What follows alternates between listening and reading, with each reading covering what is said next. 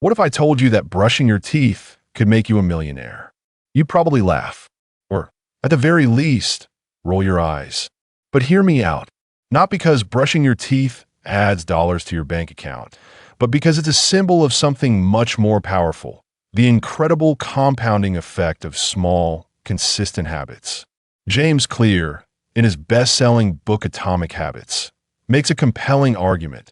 Tiny actions repeated over time lead to extraordinary results. Brushing your teeth, reading one page, flossing one tooth, drinking a glass of water first thing in the morning.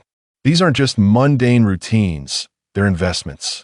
And over time they grow, quietly, invisibly, but exponentially. In this video, we're not just summarizing atomic habits. We're going deep, chapter by chapter, into the psychology, the systems, and the science that make tiny habits stick. Along the way, we'll explore surprising stories, real-world strategies, and unexpected takeaways. Whether you're trying to get in shape, write a book, quit smoking, or just be more productive, this breakdown will give you practical, step-by-step tools to build habits that actually last. So if you're tired of motivation fizzling out after a few days, or if you've ever said, "I just need more discipline," this video is for you. Stick around, and I'll even show you how to use things like Netflix and sticky notes to rewire your brain. Let's start with a question. Why do some people achieve remarkable success while others struggle to make even minor changes? Is it intelligence? Talent? Willpower? James Clear says, none of the above. It's not about setting goals, it's about building systems. Think about it. Every new year, millions of people set resolutions. This is the year I lose weight. This time I'll finally start meditating. I'm going to read 50 books. But studies show that over 80% of New Year's resolutions fail by February. Not because people don't want to change, but because they don't know how to stick with the change. That's where atomic habits comes in. The word atomic means two things: tiny, like an atom, powerful, as an atomic energy. In other words, habits that are both small and mighty. James Clear's core philosophy is that you do not rise to the level of your goals. You fall to the level of your systems. Goals are good for direction, but systems are what create progress. If you want better results, don't focus on the outcome. Focus on the process. For example, imagine two people trying to quit smoking. Person A says, "I'm trying to quit." Person B says, "I'm not a smoker." See the difference? One person is focused on behavior. The other is focused on identity. That shift from action to identity is a recurring theme in Clear's work. Habits are not just about what you do, they're about who you are becoming. So how do you actually change your habits? According to Clear, it all comes down to the 4 laws of behavior change. Make it obvious, make it attractive, make it easy, make it satisfying. Each law is a chapter in the book, and each one unlocks a layer of understanding about why we do what we do and how to change it. From making good habits easier to start, to making bad habits harder to continue, this framework is practical, actionable, and scientifically grounded. But before we jump into the first law, make it obvious. Let's talk about something that often gets overlooked: the power of compounding. We understand compound interest in finance. If you invest money and let it grow over time, it multiplies. But most of us forget that behaviors compound too. Reading one page a day becomes 365 pages a year, a full book. Doing one push-up becomes a fitness routine. Writing one sentence leads to a novel. And in reverse, hitting the snooze button once becomes a morning routine of avoidance. Skipping the gym for a week becomes a year of sedentary life. As Clear puts it, habits are the compound interest of self-improvement. The real problem? Results from good habits are often delayed. You won't see six-pack abs after one workout. You won't become fluent in Spanish after one lesson. And that's where most people give up, because progress feels invisible in the beginning. But underneath the surface, change is happening. Every repetition is reinforcing a neural pathway. Every small win is casting a vote for your future self. You don't need to overhaul your life overnight. You just need to get 1% better each day. And that sounds doable, right? Just 1%, not 100%. not 50%. 1. And here's a powerful visual to drive it home. If you improve by just 1% a day for a year, you don't become 365% better. You become over 37 times better. That's the magic of compounding. It's slow, it's quiet, but it's unstoppable. Now, let's address a common myth. That big success requires big action. It doesn't. It requires consistent action. One study James Clear shares involved a photography class. Students were split into two groups. One group was graded on the quantity of photos taken. Just take as many as possible. The other group was graded on the quality. They needed to produce just one perfect photo. Who produced the best photos? The quantity group. Why? Because while they were shooting over and over, they were learning, iterating, improving. Meanwhile, the quality group spent most of their time theorizing without actually practicing. The takeaway? Repetition matters more than perfection.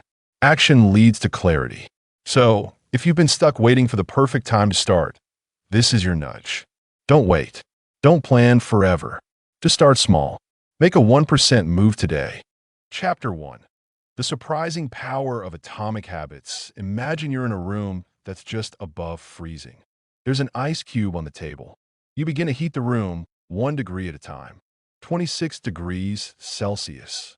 27 degrees Celsius. 28 degrees Celsius. Still, the ice cube doesn't melt. Then, at 32 degrees Celsius, it suddenly begins to melt. This moment isn't due to the last degree alone, but is the result of all the previous temperature increases. This is a powerful metaphor for habit formation. Small changes often appear to make no difference until you cross a critical threshold. This is the essence of the plateau of latent potential. The power of tiny gains. James Clear emphasizes that habits are the compound interest of self-improvement. Just as money multiplies through compound interest, the effects of your habits multiply as you repeat them. Improving by just 1% each day means you'll be 37 times better by the end of the year. Conversely, getting 1% worse each day brings you closer to zero. These small improvements or declines compound over time, leading to significant outcomes. The British cycling team. A case study for over a century, British cycling was mediocre. Then came Dave Brailsford, who introduced the concept of the aggregation of marginal gains. He believed that if you could improve every area related to cycling by just 1%, those small gains would add up to remarkable improvement. This included redesigning bike seats for comfort, rubbing alcohol on tires for better grip, and even teaching riders the best way to wash their hands to avoid illness. Within 5 years, British cyclists dominated the 2008 Beijing Olympics, winning 60% of the gold medals available. The plateau of latent potential. One of the most challenging aspects of habit formation is the plateau of latent potential. This is the period where you don't see immediate results despite consistent effort. It's like the early stages of heating the ice cube.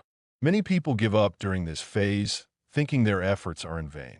However, persistence through this plateau leads to breakthroughs that seem sudden but are actually the result of previous efforts. Focus on systems, not goals. Clear argues that goals are about the results you want to achieve, while systems are about the processes that lead to those results. For instance, if you're a coach, your goal might be to win a championship. Your system is how you recruit players, conduct practices, and manage games. While goals provide direction, systems are best for making progress. Focusing solely on goals can lead to a yo-yo effect, where you achieve a goal and then revert to old habits. Systems, on the other hand, ensure continuous improvement. Problems with goal-oriented thinking. Winners and losers have the same goals. Both successful and unsuccessful people often share the same goals. The difference lies in the systems they follow to achieve those goals. Achieving a goal is only a momentary change. Reaching a goal changes your life for the moment. To make a lasting change, you need to alter the systems that led to the goal. Goals restrict your happiness. Many people associate happiness with achieving a goal, leading to a once I reach this, then I'll be happy mindset. Systems allow you to find joy in the process. Goals are at odds with long-term progress. After achieving a goal, there's often no motivation to continue. Systems focus on continuous improvement, ensuring long-term progress. The importance of identity in habit formation. Your habits shape your identity, and your identity shapes your habits. Every action you take is a vote for the type of person you wish to become. For example, writing one page makes you a writer. Running 1 mile makes you a runner. The more you reinforce these identities through action, the more they become ingrained. This identity-based habit formation is more effective than focusing solely on outcomes. Practical steps to build better habits. Start small. Begin with habits that are so easy they seem trivial. This ensures consistency and builds momentum. Track your habits. Use a habit tracker to monitor your progress. Visual cues can motivate you to maintain consistency. Design your environment. Make cues for good habits obvious and cues for bad habits invisible. For instance, place a book on your pillow to encourage reading before bed. Use habit stacking. Pair a new habit with an existing one. For example, after brushing your teeth, you can meditate for 2 minutes. Focus on identity. Instead of saying, "I want to run a marathon," say, "I am a runner." This shift in identity reinforces the habit. The journey to self-improvement isn't about making massive changes overnight. It's about making small, consistent changes that compound over time. By focusing on systems rather than goals and aligning your habits with your desired identity, you set yourself up for lasting success. Remember, it's the tiny changes that lead to remarkable results. Chapter 2: How your habits shape your identity, and vice versa. In the journey of personal transformation, we often focus on setting goals and devising plans to achieve them. However, James Clear introduces a paradigm shift in atomic habits by emphasizing the profound connection between our habits and our identity. He posits that true behavior change is identity change. This chapter explores how our habits shape our identity and, conversely, how our identity influences our habits. The 3 layers of behavior change clearly outlines 3 layers at which change can occur. 1. Outcomes. This level is concerned with changing your results, losing weight, publishing a book, winning a championship. Most goals are associated with this level. 2. Processes. This level focuses on changing your habits and systems, implementing a new routine at the gym, decluttering your desk for better workflow, developing a meditation practice. 3. Identity. This deepest level is about changing your beliefs, your worldview, your self-image, your judgments about yourself and others. While all levels are important, Clear argues that the most effective way to change your habits is to focus on identity first. Instead of asking, "What do I want to achieve?" ask, "Who do I want to become?" Identity-based habits. Our behaviors are a reflection of our identity. What we do is an indication of the type of person we believe we are. For instance, if you identify as a healthy person, you're more likely to engage in behaviors that align with that identity, such as exercising regularly and eating nutritious foods. Clear emphasizes that every action you take is a vote for the type of person you wish to become. No single instance will transform your beliefs, but as the votes build up, so does the evidence of your new identity. This is why small habits can make a meaningful difference. They provide evidence of a new identity. The 2-step process to changing your identity. Changing your identity isn't as daunting as it may seem. Clear proposes a simple 2-step process. Decide the type of person you want to be. This involves determining your desired identity. For example, I want to become a person who exercises consistently.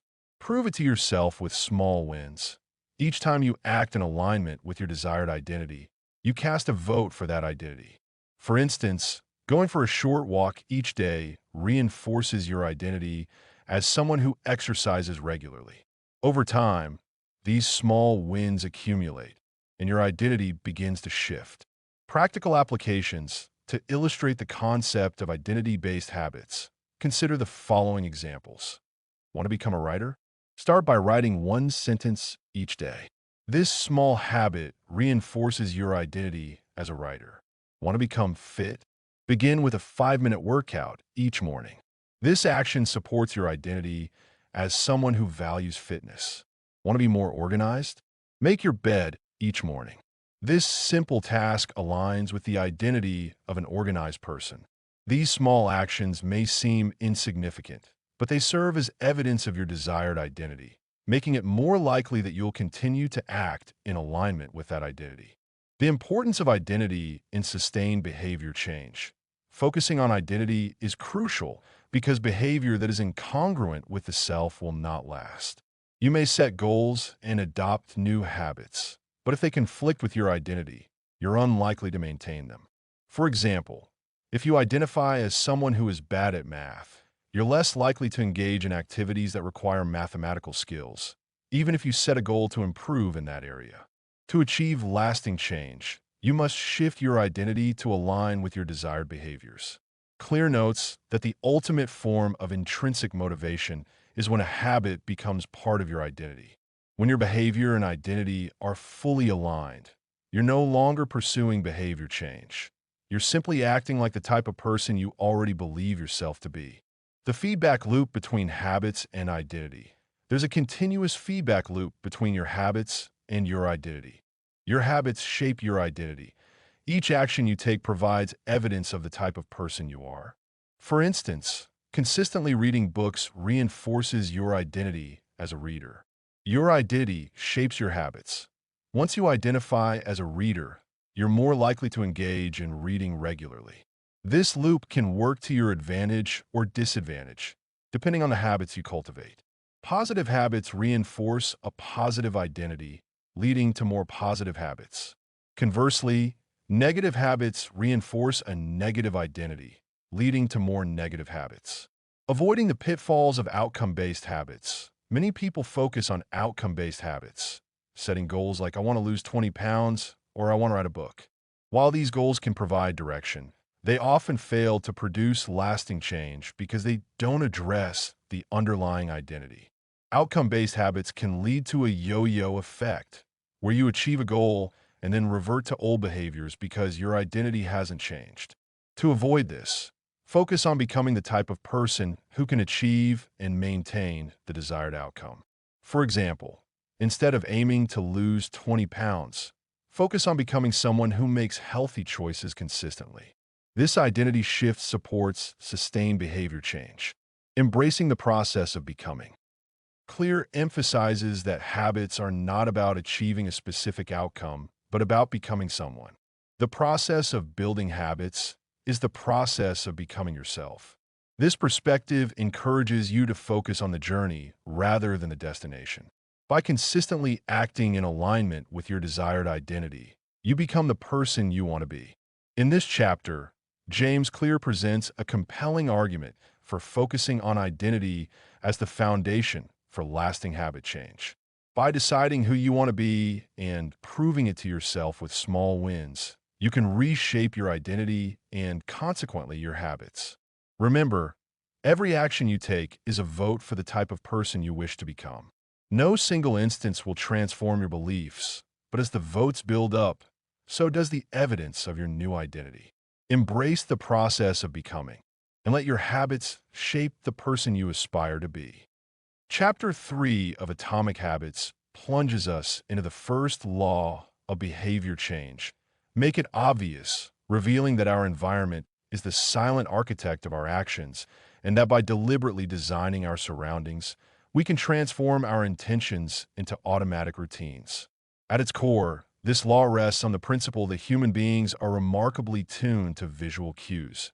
Our brains are constantly scanning for information in our environment, and those subtle signals, be it the sight of a smartphone notification, the glow of a television screen, or the placement of a cereal box on the kitchen counter, trigger habitual responses without conscious thought. To harness this automaticity, James Clear introduces the strategy of cue design, encouraging us to make the cues for good habits as obvious as possible and the cues for bad habits as invisible as can be. Consider the simple act of drinking more water. Most of us underestimate our daily water needs, but when a glass of water sits prominently on your desk, Its presence serves as a constant visual reminder to take a sip. Conversely, if you're trying to cut down on sweets, stashing candy jars out of view or completely removing them from your home drastically reduces the likelihood that you'll snack mindlessly. Clear goes on to popularize the concept of habit stacking, a deceptively powerful technique that pairs a new habit with an existing routine. After I pour my morning coffee, I will meditate for 2 minutes. After I hang up my coat when I get home, I will spend 5 minutes reviewing my to-do list. By anchoring a new behavior to a well-entrenched one, you exploit the neural groove already etched by your established habit, making the new action easier to initiate because your mind automatically recognizes the trigger. Real-world examples abound. One entrepreneur placed her guitar in the middle of her living room, where she couldn't miss it, and suddenly found herself practicing daily. Another person wanting to floss tucked floss picks in every bathroom drawer, turning flossing into an effortless reach rather than a chore. These immediate, tangible design changes circumvent the need for willpower, which is a finite resource, and instead rely on structural shifts in our physical spaces to guide our behavior. But environments extend beyond physical layout to include digital spaces. If endless social media feeds derail your productivity, move apps you overuse off your home screen. Rename them to something unappealing or log out after each use, so that the simple act of opening them becomes a conscious decision. In a similar vein, clear containers and open shelving make healthy foods more visually appealing and readily accessible, while opaque bins and closed cupboards consign junk food to the cognitive shadows. Clear highlights that even small adjustments, like hanging workout clothes next to your bed, placing a book on your pillow, or setting a default playlist that cues a writing session, can yield outsized impacts on consistency. Importantly, he warns against the pitfalls of relying on vague intentions. I'll exercise more or I'll read before bed, by illustrating how context-free goals leave too much to chance. Instead, he advocates for implementation intentions, which is precise, situationally specific statements of the form. When situation X arises, I will perform action Y. These form mental contracts that transform hope into commitment. We also learn about the point of decision prompt, like the sticker on the motorway urging drivers to put seat belt on now, which directly influences the desired behavior at the critical moment. To break a bad habit, we apply the inverse of the same law. Make the cue invisible. If you're trying to quit snacking in the evenings, switch to low-glare light bulbs that reduce the appeal of binge-watching, or tape your pantry shut so that opening it requires a deliberate effort and reminder of your intention. Clear even shares the anecdote of a woman who wrote obesity in black marker on her refrigerator door, creating a visceral cue that disrupted her old pattern. He further explores the power of priming, explaining that exposing yourself momentarily to words like healthy, active, or strong in your environment, through posters, phone wallpapers, or desktop backgrounds, can subtly shift your mindset toward corresponding actions, because the brain is primed to act in accordance with recently encountered stimuli. Beyond visual cues, he touches on semantic priming, which is playing a TED Talk about productivity in the background or listening to an audiobook on language learning primes you to engage with those topics when the opportunity arises, making you more likely to pick up a dictionary or practice your target skill. The chapter culminates in the notion that mastering habit cues is not about coercing yourself through sheer force of will, but about engineering a context in which the right behaviors are the path of least resistance. By auditing your environment, tracking every instant you experience a temptation or forget to practice a desired habit, you can identify problematic cues and strategically redesign your spaces to support the person you want to become. And because it's estimated that up to 50% of our actions each day occur through habit, these environmental tweaks translate into major automatic gains over time. In essence, Chapter 3 reframes self-control not as an internal battle of strength, but as an external design challenge.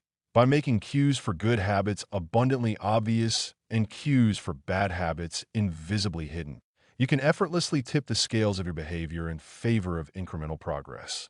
In the realm of habit formation, where the smallest adjustments yield the greatest compounding returns. Designing an environment that consistently nudges you toward your goals becomes the most reliable, sustainable path to change. Because when the cue is obvious, the desired action feels inevitable, and every action taken brings you one step closer to the identity you seek. Chapter 4: Make it attractive. This chapter focuses on how the simple act of tweaking the appeal of your habits can reshape your long-term outcomes by leveraging the brain's reward circuitry and social influences. At the heart of this chapter is the realization that every habit we perform is driven in part by our anticipation of a dopamine surge. When we make a habit more appealing, we amplify that anticipation and, in doing so, increase the likelihood that we'll follow through. James Clear illustrates this with the concept of temptation bundling, which pairs an action you want to do but often resist, like going for a run or doing your daily language practice, with an action you love but know is indulgent, such as listening to your favorite podcast, watching a specific TV show, or enjoying a specialty coffee. By restricting access to the indulgent activity until you perform the habit you've been procrastinating on, you create an immediate emotional reward that trains your brain to associate the beneficial behavior with pleasure, so the act of doing the habit itself becomes more tempting. Clear recounts the experience of his friend who, rather than battling inertia to go to the cafe to write his novel, deliberately relocated his workspace 8 miles away from home and vowed to listen to his favorite album only while drafting chapters. The mere thought of the melodic riffs lured him out of bed each morning, transforming what had once felt like a chore into the highlight of his day. Beyond pairing, the chapter delves into psychological drivers like dopamine loops, whereby the crux of motivation lies more in the craving for a reward than the reward itself.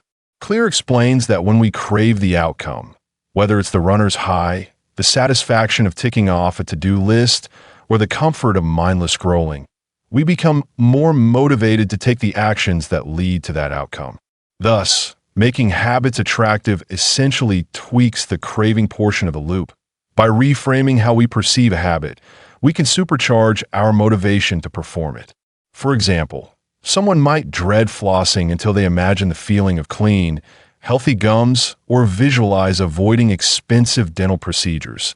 That mental reframe adds emotional heat to what is otherwise a mundane task. Crucially, the chapter doesn't just focus on adding positive associations, but also explores how to make bad habits unattractive. Clear introduces the technique of inversion, flipping the laws of behavior change to break unwanted routines. If making a good habit attractive increases the odds you'll stick with it, then making a bad habit unattractive diminishes those odds. One powerful strategy he shares is to list all the potential downsides of a habit in vivid detail, like mapping out every health risk, social embarrassment, or financial cost of smoking or binge eating, so that the behavior becomes psychologically repulsive. Some individuals take this further by associating aversive images or words with their triggers. Clear tells the story of a smoker who wrote "cancer" in bold letters on their pack and placed a photograph of diseased lungs inside, creating a visceral, repelling cue that overrode their previous attraction. The chapter also highlights the power of social reinforcement and group identity. Since humans are social creatures wired to imitate and conform, joining a tribe of people who already embody the habits you want is one of the most potent ways to make new behaviors attractive. Whether it's an online community, a local running club, or a morning accountability group, the shared enthusiasm, mutual encouragement, and collective identity makes sticking to habits more compelling than going it alone. Clear cites the example of a college student who struggled to study until he began attending group study sessions with peers who were equally committed. The energy and subtle peer pressure helped him view studying not as a solitary slog, but as an integral part of his identity as a serious scholar. Conversely, he advises us to avoid social circles that reinforce bad habits, because the subconscious desire to fit in can pull us toward destructive behaviors. So if your friends frequently binge drink or gossip, you're more likely to pick up those impulses yourself. Chapter 4 also introduces the idea of motivational rituals, small pre-habit routines that prime your mind for the upcoming action. Just as athletes have pre-game rituals to get into the zone, you might light a candle before meditating, play a specific song before you start cleaning, or sip a cup of green tea before writing.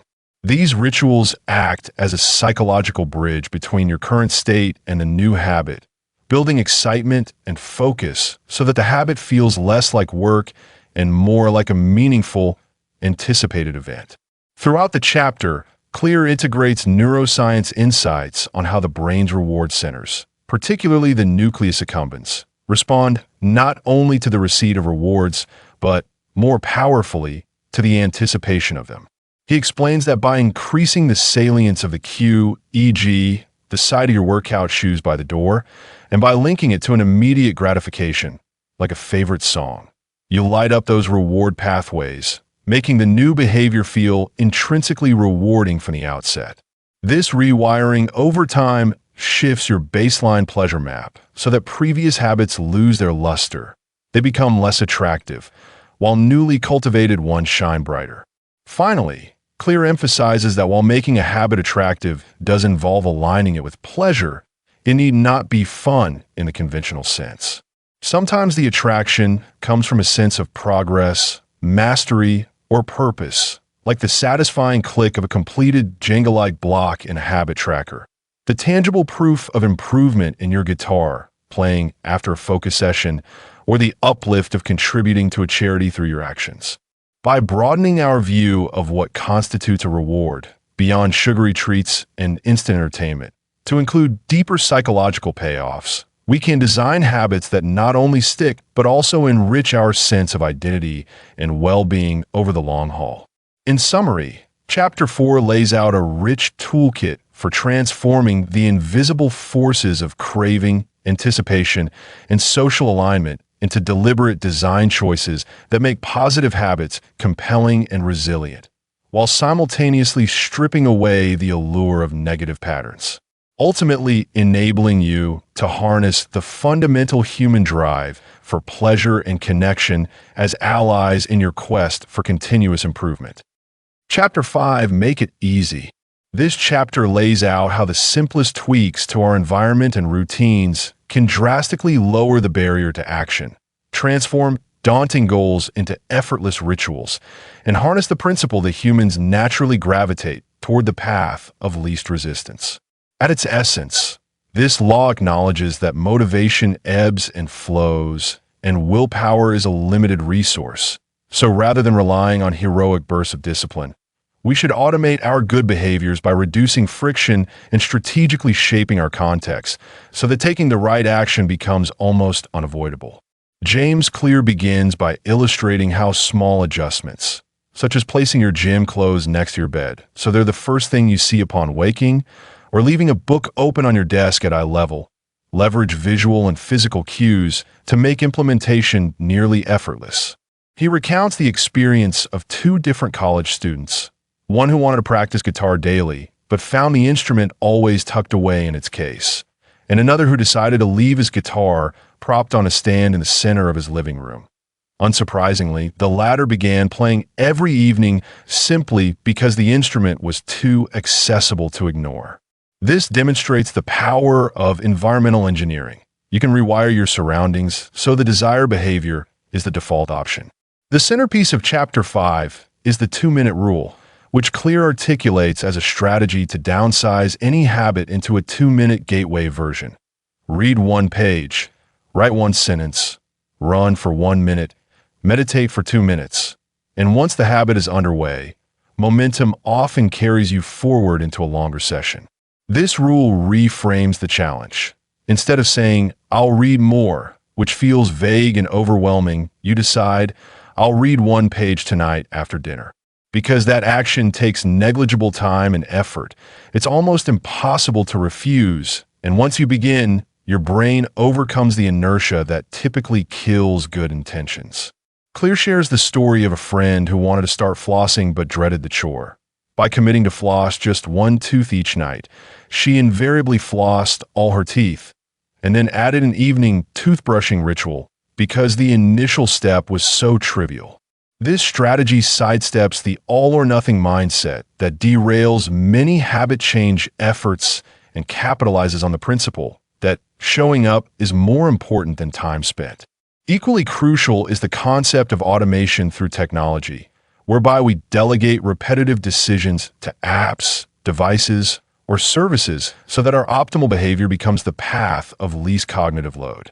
Clear describes automating savings with recurring transfers so you never have to will yourself to move money into investments. Using smart lights that turn on workout mode lighting at a set time each morning, and installing website blockers that instantly redirect you away from distracting sites the moment you try to visit them. These technical solutions radically shrink the friction between intention and execution and underscore that the fewer steps it takes to do something, the more likely you are to do it. On the flip side, to break bad habits, you apply the inversion of this law. Make it difficult. Clear suggests increasing friction for unwanted behaviors by unplugging your TV and stowing the remote across the room, deleting social media apps from your phone so you must log in via browser each time, or moving unhealthy snacks to the top shelf of a locked cabinet. One compelling anecdote features a software developer who went so far as to uninstall all but one essential app from his phone, leaving only a plain text note on his home screen reading, "What is my priority?" An intervention that dramatically reduced his doom scrolling and restored his focus to high-leverage activities. By adding even a single extra step to the unwanted habit loop, you can interrupt the automatic chain that lead from cue to craving to response. Clear also emphasizes habit tracking as a pivotal tool for making behaviors satisfying and thus easier to repeat. The mere act of checking off a calendar box or filling in a habit tracker app provides an immediate sense of accomplishment without requiring any complicated gamification. He references the Seinfeld strategy, where comedian Jerry Seinfeld marked an X on the calendar for every day he wrote new material. After a few weeks, he couldn't bear to break the chain of X's, and the simple ritual generated a powerful motivational nudge. While many perceive calendars as retrospective logs, Clear redefines them as forward-looking commitments, a visual measure of future consistency rather than past performance. Furthermore, he delves into the economics of effort, noting that reducing the number of required tools for a habit, shirt, shoes, phone, mat, so that all are concentrated in one place makes the activity simpler to start. For example, pre-packing a gym bag and leaving it by the door collapses the preparation time into one effortless grab, removing excuses born of perceived inconvenience. In addition, the chapter touches on batching, the principle from lean manufacturing where grouping similar tasks reduces setup time. So if you batch all your email replies into 2 15-minute blocks each day, instead of reacting to every notification, you conserve mental energy and sustain momentum. Beyond these practical tactics, Clear integrates research on the psychology of choice overload, demonstrating that the more options we face, the more paralyzed we become. Thus, simplifying our choices, like selecting the same healthy breakfast each morning or wearing a capsule wardrobe, minimizes decision fatigue and preserves willpower for essential tasks.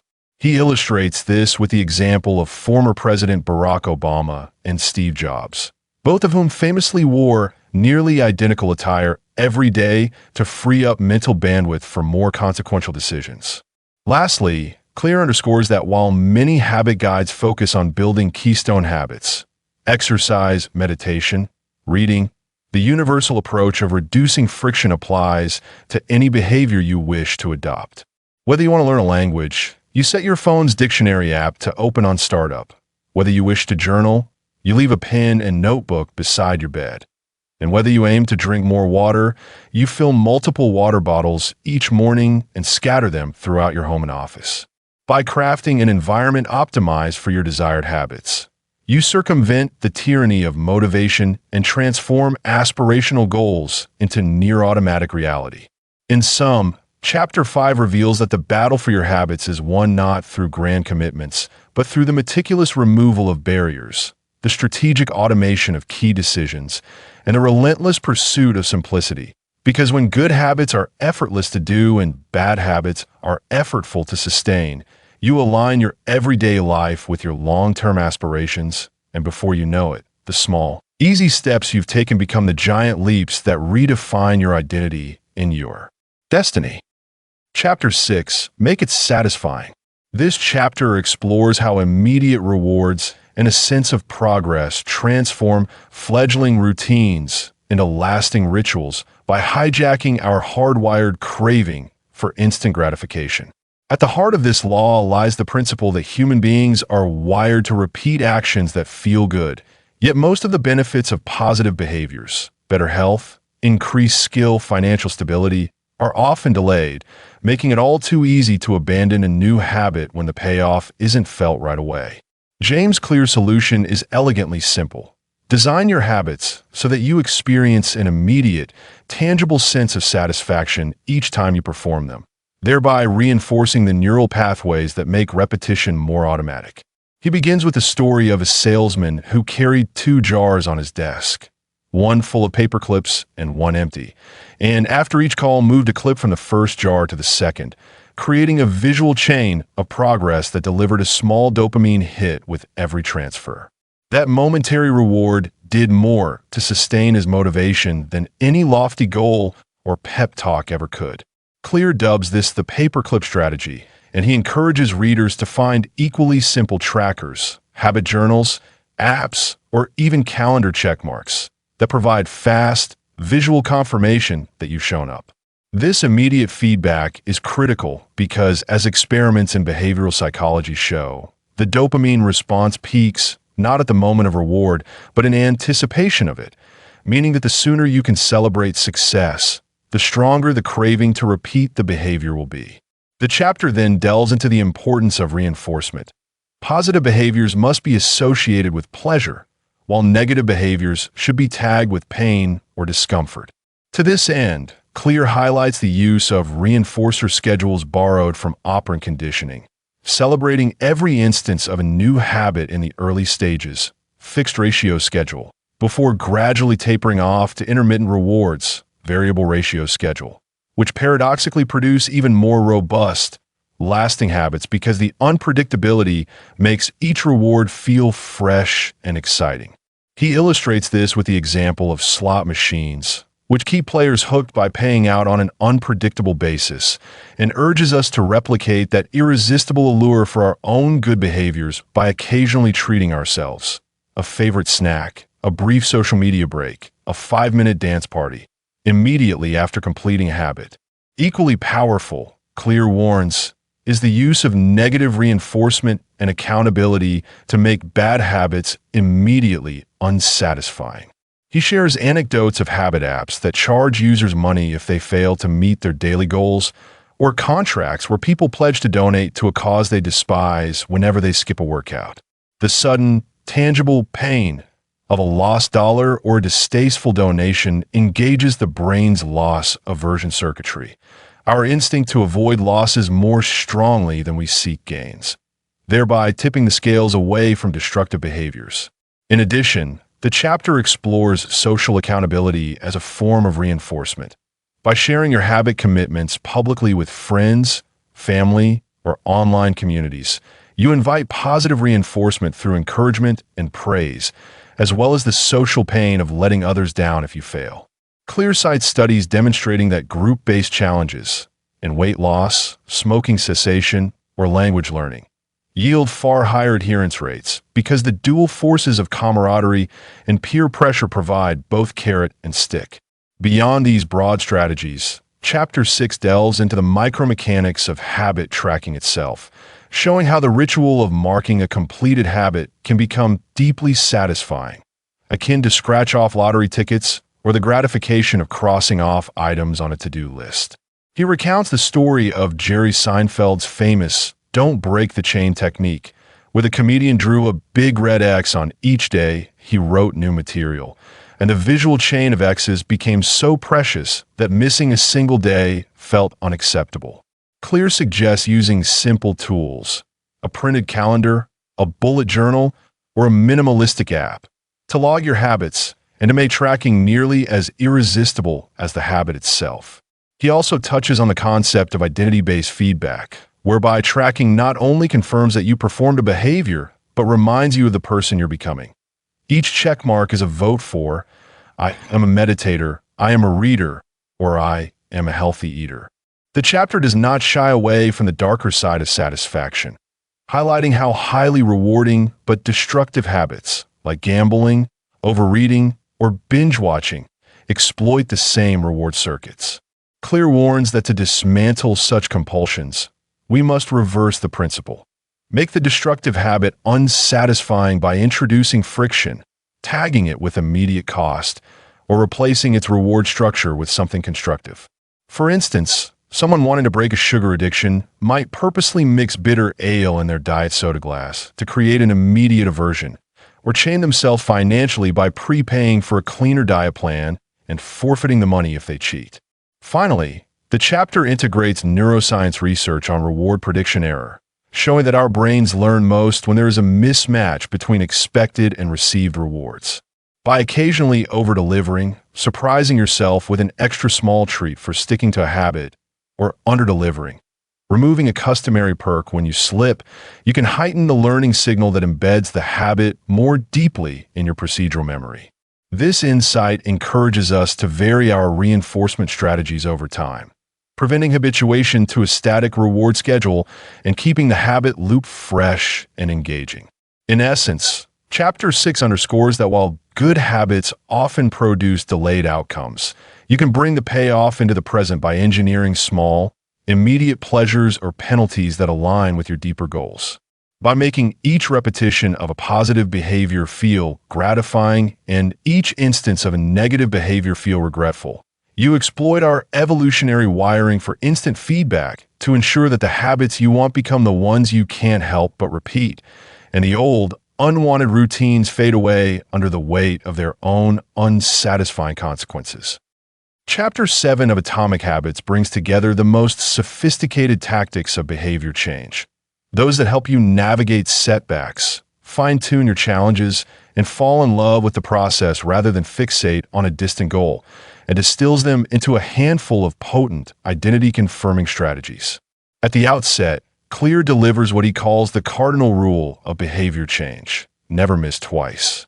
Missing a single workout, meditation session, or a writing appointment happens to everyone. What matters is preventing that one failure from metastasizing into two, since once you miss twice, a lapse becomes a full-blown habit in the wrong direction.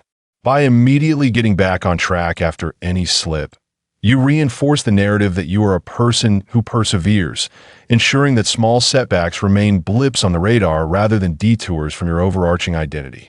From there, he introduces the Goldilocks rule, which holds that humans experience peak motivation when working on tasks of just manageable difficulty. Not so easy they bore you, and not so hard they overwhelm you. This is why video games, with their meticulously crafted difficulty curves, keep us glued for hours. The next level always feels tantalizingly within reach, yet sufficiently challenging to spark a sense of mastery when conquered.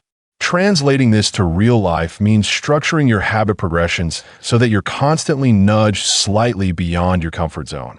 Adding one more push-up than yesterday, increasing your vocabulary by a couple of words, or writing half a page more, so that each incremental gain fuels both confidence and curiosity. Clear further explores habit shaping, a method drawn from behaviorist training techniques.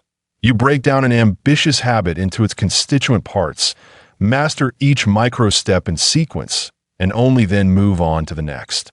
For example, if you want to learn the piano, you might first master placing your fingers correctly on the keys, then playing scales at a snail's pace, then combining simple chords, and only later tackling complex arpeggios or compositions. This staged approach eliminates overwhelm, keeps the next action crystal clear, and capitalizes on the satisfaction of progressive accomplishments. He also emphasizes the value of Goldilocks rule-aligned reflection rituals, periodic reviews of your habits to assess where you stand, celebrate wins, and recalibrate difficulty. Whether it's a weekly habit scorecard, a monthly journal entry, or a quarterly goal summit with a friend or coach, these reflection points inject your system with fresh perspective, allowing you to notice plateaus before they flatten your momentum and to double down on tactics that are yielding the greatest returns. Clear then turns to the power of habit contracts, written agreements, often signed and witnessed, that specify the habit to build, the conditions for success, and the penalties for failure. By putting your intentions into a legal-sounding framework, you invite both internal accountability, you don't want to break your own word, and external scrutiny, you don't want to let down those who have signed on, raising the psychological stakes and making deviating from your commitments feel truly costly. Additionally, he examines accountability partners and groups. The notion that when you combine your individual habit effort with the expectations of a supportive community, you benefit from both encouragement and gentle peer pressure, which accelerates progress beyond what solitary discipline alone can muster. Finally, Clear circles back to the underlying theme of identity. The ultimate goal of these advanced tactics isn't to check more boxes, but to continually reinforce the conviction in your mind that this is just what I do. By constructing a seamless ecosystem of immediate course corrections, never miss twice, optimally challenging tasks, Goldilocks rule, micro-progressions, habit shaping, reflective milestone checkpoints, formalized commitments, habit contracts, and social reinforcement, you weave new behaviors so deeply into the fabric of your self-image that they no longer require external prodding.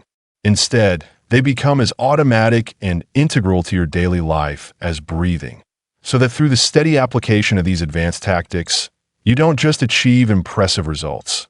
You evolve into the person you've always aspired to be.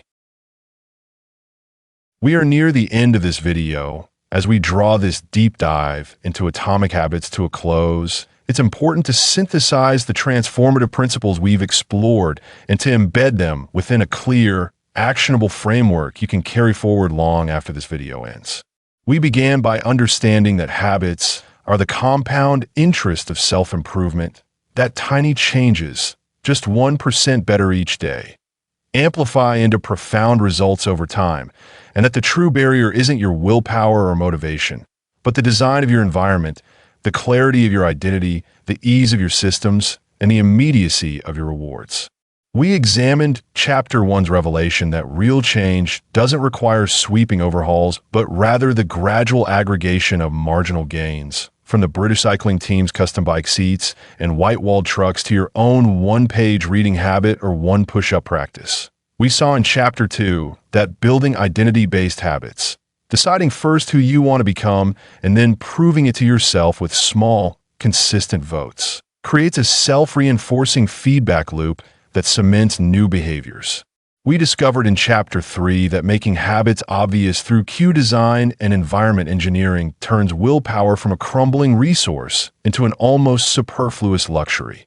We learned in Chapter 4 that amplifying the attractiveness of our desired behaviors through temptation bundling, social alignment, and motivational rituals co-ops our dopamine systems in our favor. We embraced in Chapter 5 the power of the 2-minute rule, automation, and friction reduction to make taking action trivial. We recognized in Chapter 6 that making our new routines immediately satisfying, with habit trackers, variable reinforcement schedules, and accountability contracts, supercharges our drive by delivering prompt psychological payoffs. And we delved into Chapter 7's advanced tactics, never missing twice, the Goldilocks rule, habit shaping, reflective scorecards, and habit contracts, to fine-tune our approach and to ensure that excellence becomes a byproduct of our self-image rather than a burdensome chore imposed by outdated goals. Now, as you step out of this deep dive, the question isn't merely which habit will I start next, but who will I become as I practice these habits day in and day out? Because while individual tactics can jumpstart your progress, the magic truly happens when you integrate them into a unified system that resonates with your identity, your environment, and your long-term vision. To bring all these insights together, here is your closing habit design blueprint. 1. Identity confirmation ritual. Each morning, take 60 seconds to state aloud your chosen identity in the present tense. I am a reader, I am a writer, I am a healthy person. Write it down on a sticky note and place it on your bathroom mirror. This simple act activates your prefrontal cortex to align your daily actions with the identity you seek. 2. Environmental audit and engineering session. Block 15 minutes this week to walk through each room where you spend significant time.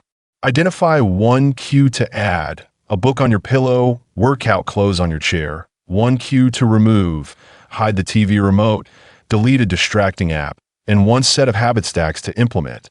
After I brush my teeth, I will write 2 sentences. After I close my laptop at night, I will prepare my outfit for tomorrow's workout. 3. 2-minute gateway habit deployment. For each new behavior you wish to establish, define its 2-minute rule version. Reading, 1 page. Meditation, 1 minute. Journaling, 2 sentences. Gratitude, 1 item. Schedule these into your calendar as recurring events so you treat them like unavoidable appointments with yourself. 4. Habit stacking and temptation bundling calendar. Create a 2-column planner. In the left column, list your essential new habits. In the right column, list the enjoyable treats you will pair with them. Examples. After I meditate, I will listen to my favorite podcast episode. After I complete my Spanish lesson, I will enjoy my preferred tea.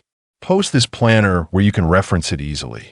5. Immediate satisfaction tools. Choose a habit tracking method that appeals to you, digital app, bullet journal, or a physical calendar, and commit to logging each completed action within 60 seconds of finishing it. Additionally, decide on one intermittent reward variable ratio schedule per week, a special meal, a movie night, or a small purchase that aligns with your values. 6. Accountability and never miss twice pact. Draft a simple contract that states your habit, your target frequency, and the penalty for missing twice in a row.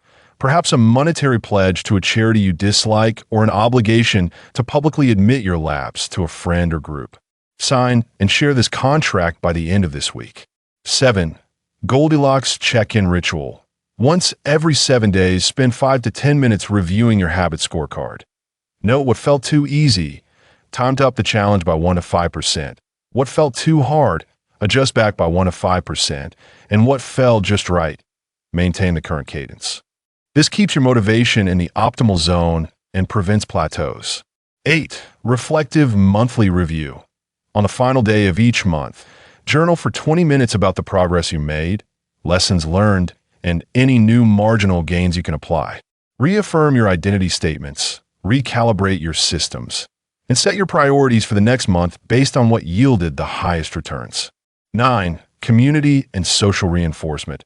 Identify or create a small accountability group, 2 to 5 people, who share a similar goal or value progress. Agree to send a daily check-in message or hold a weekly video call to celebrate wins, troubleshoot obstacles, and recommit to your systems. Leverage the power of shared identity to make your habits even more attractive and memorable to be while weaving these 9 elements into a cohesive ecosystem. You effectively fall in love with the process of getting better rather than fixating solely on endpoints.